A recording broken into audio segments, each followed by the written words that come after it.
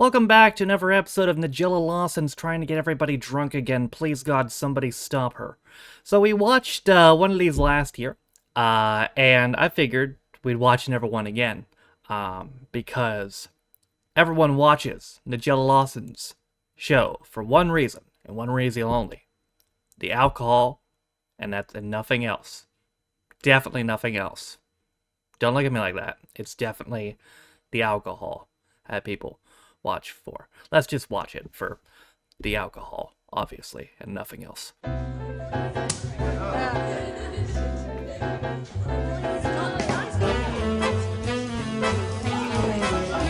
There it is, there it is, there's the alcohol. It's in all that fucking food too, no doubt.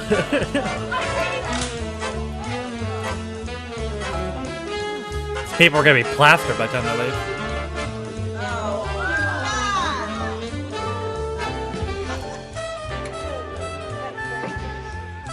Wait, is that a kid? Oh god, is there children there? Nigella, no. We want out of Christmas dinner. At its best, it can be unimaginably joyous. Don't get the kids drunk. For it. But at its worst, it can be tear-inducing and fraught. But it's that rich panoply, the mixture of so many dishes, that makes it the feast it is. I love this meal. I love it far too much to risk anything going wrong. So I have devised my plan of action. I know what your plan is. Year in, year out. And I'm not just enthusiastic, I am evangelical about it. And she's drunk. She's also drunk. Bro's plastered. My countdown begins on Christmas Eve with a bucket, several litres of cold water, and the turkey. I bring tidings of comfort and joy, and this is the means by which I do it. It's not some elaborate Christmas parlour trick, or not quite. What it is the means by which you need never, ever worry about having a dried up turkey again. She's got to put vodka in the turkey, isn't she? A miracle bath, a spice bath, starting off with that wonderfully Christmas spice. I'm sorry. Clove, some caraway seed, gorgeous amounts of caraway. She's making a bath for the turkey? Warmth of star anise. Mustard seeds. Just a little bit This of is the weirdest heat bath of bomb different ever. Sort. Some allspice berries. Allspice These are berries? wonderful. You can see, to That's throw my everything body with wash. abandon, how can that be anything other than beautiful?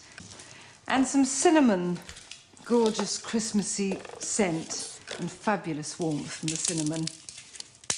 And so that's the spices, quite a lot of them, but they need help to ooze their way into the turkey. This is not a marinade, this is a brine. Salt is what turns this into a liquid. I'm waiting for her to pour vodka in there. The turkey, bringing all the spice with it and keeping everything moist while it cooks. Brine is not just salty liquid, it's sugary salty liquid. So a bit of sugar, but I don't want just sweetness, I want some taste with it. In particular, that gorgeous resiny depth of maple syrup. Oh, syrup, okay. I was like, here we go. Onions, I think, are always the basic unit of savouriness in cooking, and you do need to add some here. You won't suddenly find you've got some strangely flavoured turkey which tastes of spices and onion. It doesn't. It just somehow gives it a bit more fullness. So it's not just the fact that it stays juicy, it's got a sort of wonderful fullness of taste. I think the same goes with ginger too. I ain't never seen a turkey made like this, I'm not gonna lie. Heat. But I'm not a chef. Oranges too, very Christmassy. Just want to quarter this. Spritz the juice. It's also a flavour purveyor and a force for tenderisation. If you've got some parsley knocking about the kitchen, add that, and I always do not. Some leaves, stalks and all. Everything provides We're just putting plants in there now? scent. Okay, so there we are. Weirdest bath ever. Water is ready. I'm now going to go and get the baby to pop in it. The what? Pause? This liquid Oh. is not just spice water. Release the it's child. a magical elixir. It's going to transform the turkey, and it's going to be super juicy. I like that and noise. Gorgeously spiced. If My you say fridge so, isn't lady. large enough to fit the bucket in, so I leave it outside, securely covered. With a skateboard? How's a Next, skateboard? it's time to set out my Christmas schedule. Surprised you didn't pour any alcohol in Best way of there. Oh, rum approaching butter. this Here we go. is to get a pad, cup of tea, a pen, and start writing a list. Well, obviously tomorrow we do know that the turkey will have to go in the oven. It'll be basted a bit, but that's fine, so we write that down. What I do every Christmas Day morning, I get started on the gravy, and this is an allspice gravy, and for me, it takes all the stress out of normal gravy making. No last-minute tinkering about with baking tins on the hob. Tomorrow too, I want to do my perfect roast potatoes, and they really are the ne plus ultra of the potato world. There's my maple roast parsnips. These are Very humble of you. more heavenly than you can believe, and luckily incredibly easy to make. I've also got to have tomorrow Brussels sprouts. When you need Brussels sprouts at Christmas, Whoa. you have to. I cook them and then I toss them in butter, pancetta, chestnuts, and marsala. And I have to say, Christmas Day would not be Christmas Day without the smell of bread sauce wafting through the house. It's my mother's bread sauce, and I make it year in, year out. So right now, that leaves me not much to do, all of it pleasurable. I've got the Lawsonian staple, rum butter, has to be. There it is. I've got the work of moments with my redder than red cranberry sauce. But first of all, I want to start off with the gingerbread stuffing. And to get cracking on that, I do no more than get a few onions, a couple of apples, peel them, quarter them, blitz them in the processor, and then cook them gently in a pan with a bit of butter and olive oil. That was good, I'm not gonna lie. This gingerbread stuffing is so full-bodied, so full-flavoured, that yes, you can certainly stuff the turkey with it, but it really can hold its own if you just shove it into a baking dish and slip it into the oven alongside the turkey tomorrow. The onions and apples, now gorgeous and buttery, are soft and completely cooked. So I'm going to get on with the bacon. And the bacon Here here we with go. its saltiness is so good against the sweet Now sharp we're talking. apples and those savoury onions. A lot of bacon here. Many times when you read a recipe for stuffing, it says belly pork. I find using streaky bacon, don't use back bacon, works just as well. So blitz this until it's Oh no, don't pink blitz the bacon. pulp. No. Oh god. The bacon. Right. It's going to be quite full with all the bacon in, so Well, now it's not bacon probably anymore. need to make this a 2 spatula job and turn slowly and patiently. Can't believe you've done And if this. I can do that, anyone can. Don't expect the bacon to crisp up or even colour. It'll stay pink. You just want it to be cooked through a bit. To boost the Christmas flavour here by zesting a clementine in. Oh, okay, Clementine. For no culinary reason, but just because I don't want to burn my hands, I'm going to let this cool a bit while I get on with crumbling the gingerbread. This announces itself on the packet as ginger cake, but I call it gingerbread, and no doubt you call it gingerbread too. Don't And I tell have me to say, what this I came call to me it. one moment. Just shows if you're a food obsessive, every moment is useful. I was thinking about how to stuff the turkey, and I thought, well, since stuffing is always made with breadcrumbs, why did I have to use normal bread? Why couldn't I use, say, gingerbread? So, of course, I tried it, and I am a complete convert. Turkey has got a delicate flavour, and that's one of the things I love about it. But for I that don't know about reason, it really works well with a robust stuffing with such punch. I've got the first loaf crumbled. I'm now going to start mixing the gingerbread in with the bacon, onion, and apple. That's not bacon no more, brother. In this goes. Most of it in the bowl. Right. I'm going to crumble this in too. It's a gorgeous smell. Because this bowl Gorgeous is pretty smell? I don't full, think that's how it works. I have to say the easiest way to mix is by hand. This is very therapeutic and very pleasing. And I'm done. This is cooked, it's mixed. I'll put it in the fridge and then That's it'll be good. ready to go in the oven tomorrow. Bro, time lapsed me. Get out of here, children. You're about to experience your first hangover if you eat her food.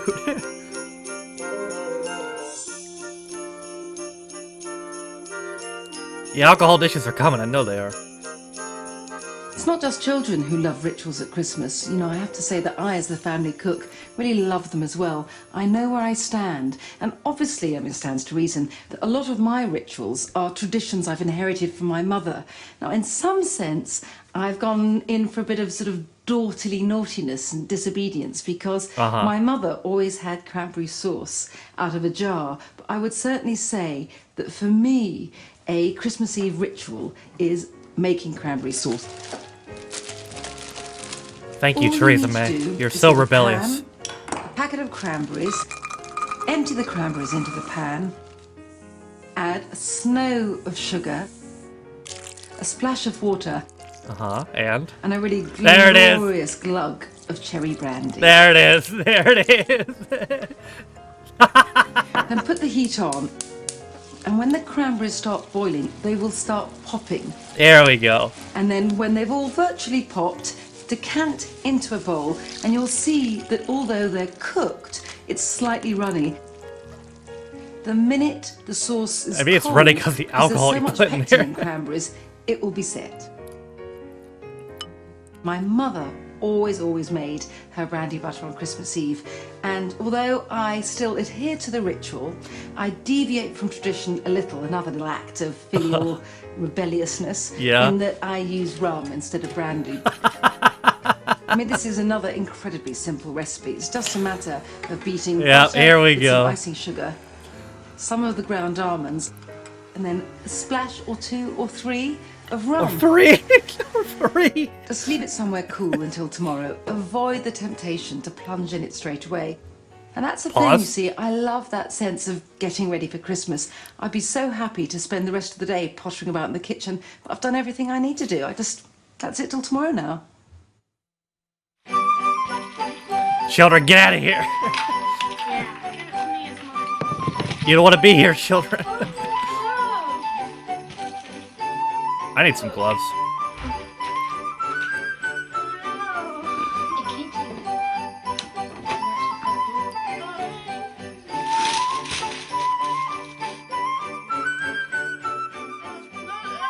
Oh, sick. You get PSP? What is that?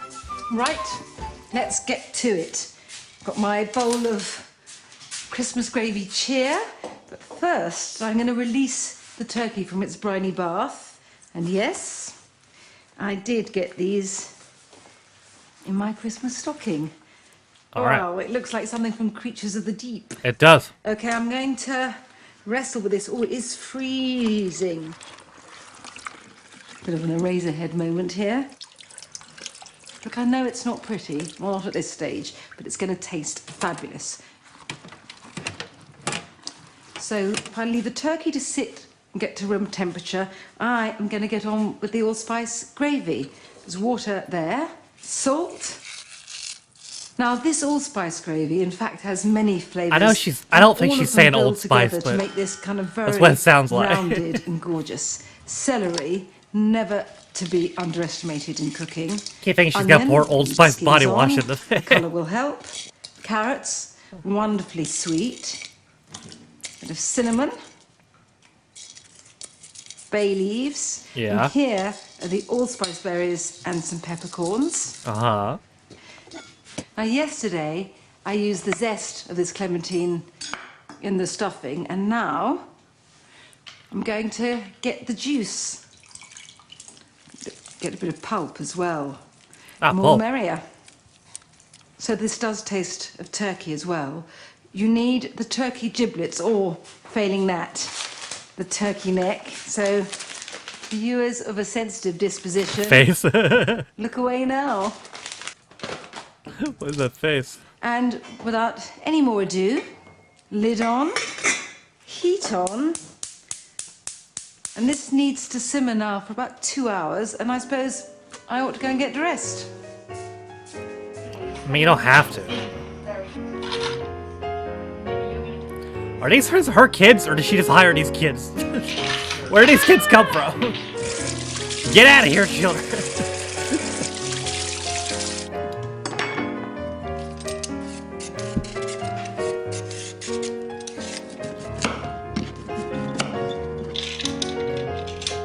Oh shit, they're playing Connect 4.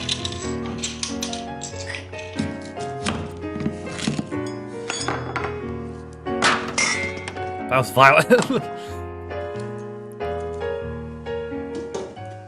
Now is the perfect time to get all the vegetables done.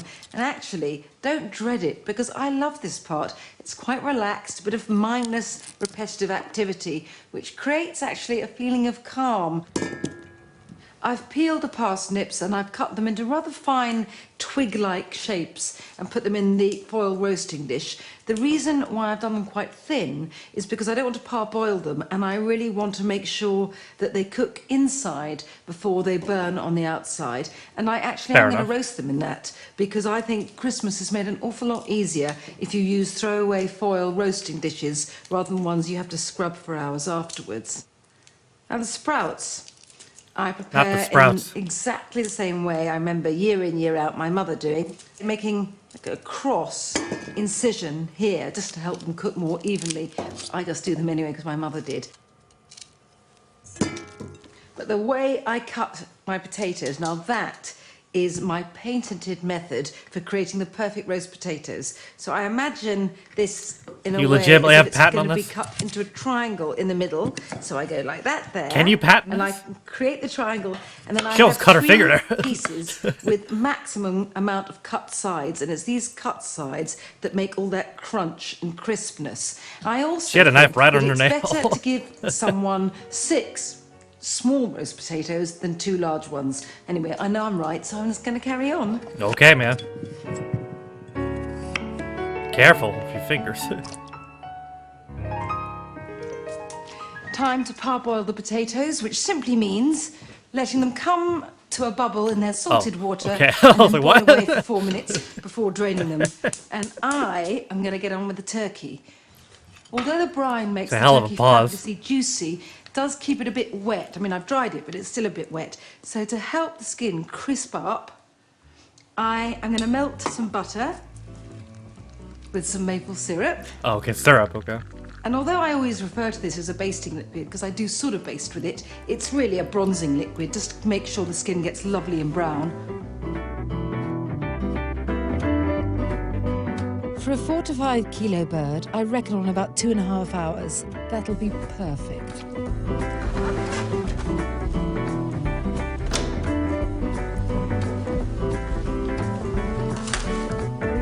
What the hell's that?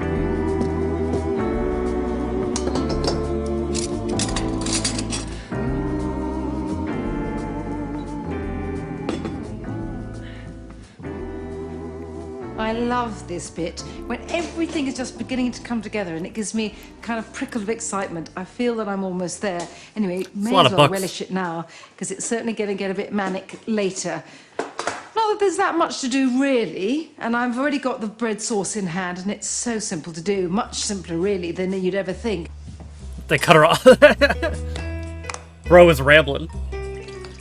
All you need to do is pour some milk into a pan, and into the milk throw an onion that's been peeled and quartered, each quarter studded with 1 clove, add a blade of mace, a few bay leaves, some peppercorns and a scattering of salt. Let all these flavours infuse over heat for a short time, and then dig out the onion and crumble in a stalish white loaf, crusts off and sliced.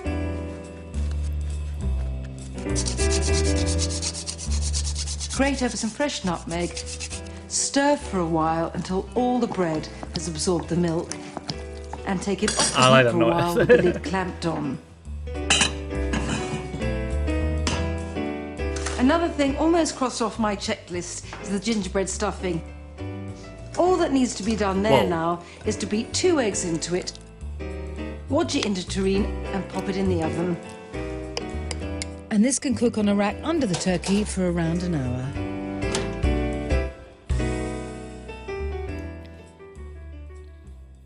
I I am about to pass on wisdom for which you will be eternally grateful. Okay. Or you will be if there's any justice in the world. This is my recipe for the perfect roast potato. Got it, I'm These listening. have been parboiled, but instead of dredging them in flour, as is the usual practice, I dredged them, and all the women of my mother's family dredged them in semolina. And there's what? a sweetness to semolina and a slight hell is semolina? graininess I know that that makes is. them incredibly crunchy. Bit of a workout. Whoa. Burn off the calories I will replace with the potatoes later. But if this is one important factor, the other equally important factor is that the oil or fat you fry them in must be ferociously hot. Define ferociously. Now the fat is goose fat, and the reason it's so good is because it has a very high smoking point, which means you can get it incredibly hot and it won't make the whole room smell acrid and horrible. Plus, it's rather high in omega fatty acids. So I'm telling you now that these roast potatoes are a health food. If you say so. Don't panic if you've just got one oven and therefore you can't get the potatoes in a really hot oven, because you can just take the turkey out, tent it in foil, whop the heat up to high, and then roast the potatoes, take about 45 minutes, and a turkey will sit covered like that fine. I just have to hear a potato sizzling in the pan and I start to salivate. The oven's on max, so I feel we're just 45 minutes away from roast potato heaven.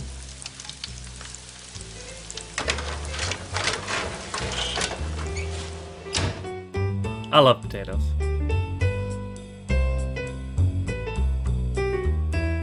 Much as I relish the chaos and commotion of Christmas, I do think it's important before it all kicks off to snatch a quiet moment so you can go over what you've done, what needs to be done. And I've come to the conclusion that in order to stave off panic, you need to prioritise. So for me, I would so much rather buy a Christmas pudding and make my own rum butter. And all you need to do is put the pudding in a steamer or a saucepan, and all that steam coming out is so welcoming, it doesn't matter that you haven't made it yourself. And I've given up parboiling the parsnips. All I do is peel them and cut them small enough so I can just smoosh them around in a tin with some maple syrup and vegetable oil, and then 35 minutes or so in an oven, and they are gorgeous. Happy Christmas. Maybe she used less alcohol because she's got kids here. Oh, well, there it is. What the hell?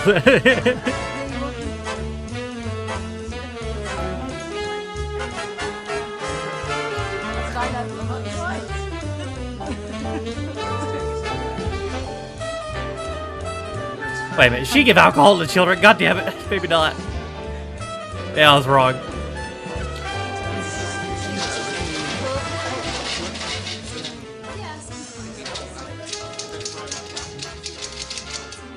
I know that sprouts are so often regarded as some sort of Christmas joke, but I Correct. have to say there's no joke about these. They are seriously good, more than good.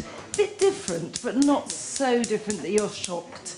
I'll start off with a bit of oil in my special Christmas decanter. You don't need too much oil because what's going in next, some cut up bits of pancetta, it's bacon really, or lardo you can get from the supermarket.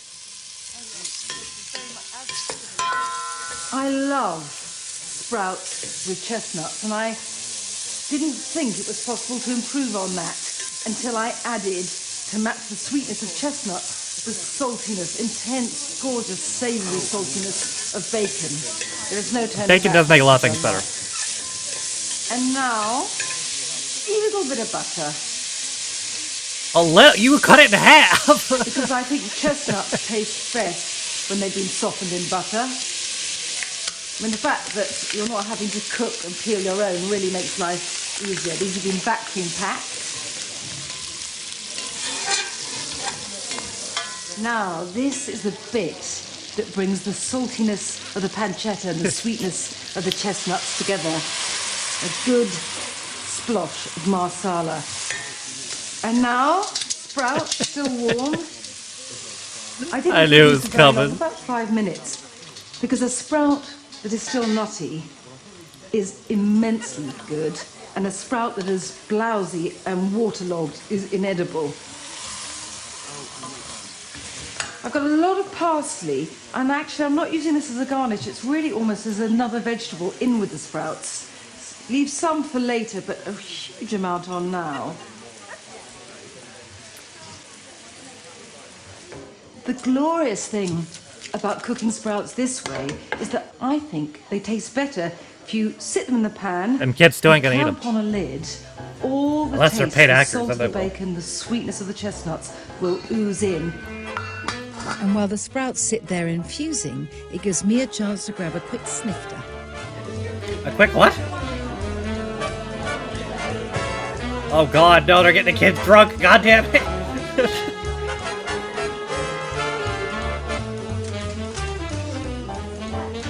Call the police. I like to get the turkey out of the oven before everyone's absolutely clamouring to sit down at the table and eat. It makes it taste better if it can sit and rest for a while, and besides, it gives me time to do all my bits of finishing touches. Is there any science behind that? To complete the gravy, all I do is put a couple of spoonfuls of flour in a saucepan and whisk in the pan juices from the turkey. And my hot allspice stock has been simmering away for a while now, so I just whisk it in and the gravy's done. Because I like a mood of abundance and plenty to dominate, I get out a vast platter, and on one end I tumble out my maple roast parsnips, and the rest I clatteringly fill up with my cartoon crunchy roast potatoes. You could serve the bread sauce just as it is, and it would be really good, but it is unspeakably fabulous if you warm it up slightly, add in a knob of butter, and a dollop of cream. Okay.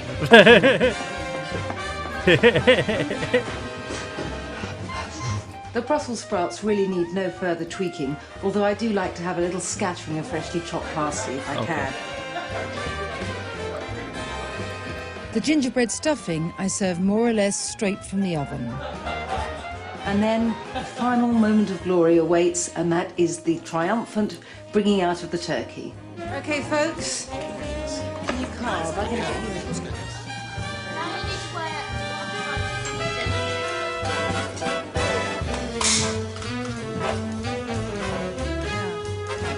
Well, hope you enjoy Hangover, children.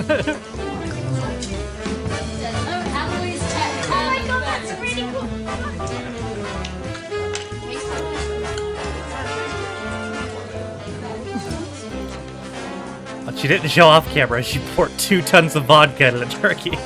You're all screwed.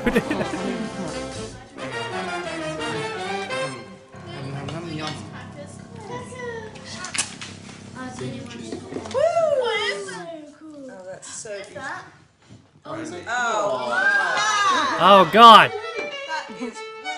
I've got more to come.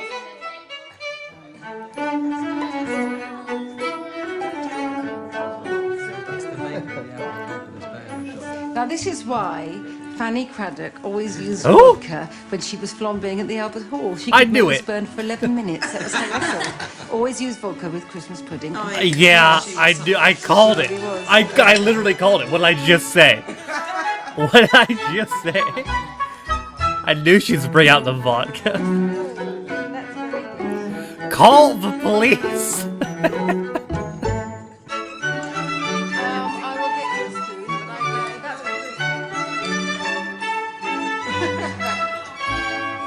What's your guys' equivalent to CPS again? Call Child Protective Services, brother. These kids are drunk.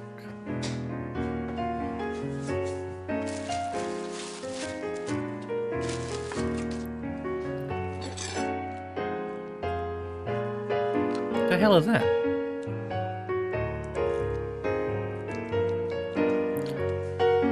What kind of sandwich is that? What the fuck? Bro devoured that shit. Holy shit. She's plastered. Bro just threw shit on bread and like ate it crazy style. You can't tell me she wasn't drunk as hell at the end there. It's plopped a whole bunch of random shit. She ate that insane. Did you see that shit? Oh man, the poor children. They're not sure if they're drunk or in a food coma. It's probably both, to be honest. Good lord. I called the vodka. Dear lord. Well, that was another episode of Nigella's Christmas Kitchen. I hope you guys enjoyed it. Next thing we watch will probably involve less alcohol. I'd hope so. But that is going to do it for me today. Thank you guys for watching. If you liked the video, be sure to leave it a like. If you didn't like it, don't. If you want to follow any of my social media links, are all in the video description, as well as names of all my patrons. If you didn't know, you can be Patreon me for as little as £1. You get extra direction videos, as well as new comments up to date, or at least sometimes more. Of all being said, though, my name is Tafford Steens, my second direction, Jill's Christmas Kitchen. I'll see you guys next time. Bye.